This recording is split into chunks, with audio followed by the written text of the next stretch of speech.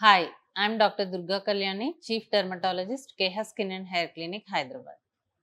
Hair transplantation procedure గురించి మనం చాలా వీడియోస్ చేసాం. అంటే అసలు ప్రొసీజర్ ఎలా ఉంటది? ఎవరు చేసుకోవచ్చు? దానికి ఎలాంటి జాగ్రత్తలు తీసుకోవాలి before and after the procedure అనేవి చాలా వీడియోస్ చేసాం.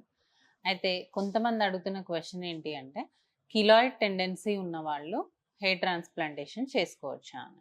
అసలు ఈ కిలాయిడ్ అంటే ఏంటి అంటే, కొంతమందికి ఎక్కడైతే యాక్సిడెంట్ గానీ, బర్న్ గానీ, పెద్ద పింపుల్స్ కానీ, సర్జరీస్ కానీ అవుతాయో అక్కడ హీల్ అయ్యేటప్పుడు పెద్ద స్కార్ ఫార్మ్ అవుతుంది. దాన్నే కిలాయిడ్ అంటారు. అంటే స్కిన్ ఇలా ఉంటుంది. దానిపైన ఎత్తుగా గడ్డల్లాగా ఫార్మ్ అవుతూ ఉంటుంది. సో, మనము ఎప్పుడైనా సర్జరీస్ చేసినప్పుడు ఇట్లాంటి టెండెన్సీ ఉన్న వాళ్ళకి ఇంకా ఎక్కువ ఫార్మ్ అయ్యే ఛాన్స్ ఉంటుంది. సో, ఈ హెయిర్ ట్రాన్స్‌ప్లాంటేషన్ చేసుకోవచ్చా అనే డౌట్ వాళ్ళకొస్తుంది, అడుగుతున్నారు.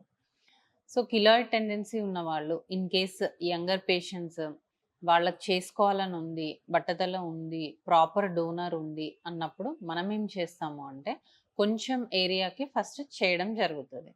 ఆ ఏరియానే మనం అబ్జర్వేషన్‌లో ఉంచి 2-3 మంత్స్ ఇన్ కేస్ వాళ్ళకక్కడ ఏ స్కార్ ఫార్మ్ అవ్వట్లేదు, మంచిగా హీల్ అవుతుంది, హెయిర్ బాగా వస్తుంది అనుకున్న తర్వాత ఎంటైర్ ఏరియా చేయడం జరుగుతది. సో, కిలాయిడ్ టెండెన్సీ ఉన్న వాళ్ళకి జనరల్‌గా అయితే చేయకూడదు. కానీ చాలా మైల్డ్ కిలాయిడ్స్ ఉన్నవాళ్ళు, లేదు చాలా ఎంతూసియాస్టిక్‌గా ఉన్న వాళ్ళకి మనం ఇలా కొంచెం పార్ట్ చేసి, ఆ తర్వాత 2-3 మంత్స్ చూసి, దాని తర్వాత మళ్ళీ మనం రిమైనింగ్ ఏరియా సర్జరీ చేయడం జరుగుతది.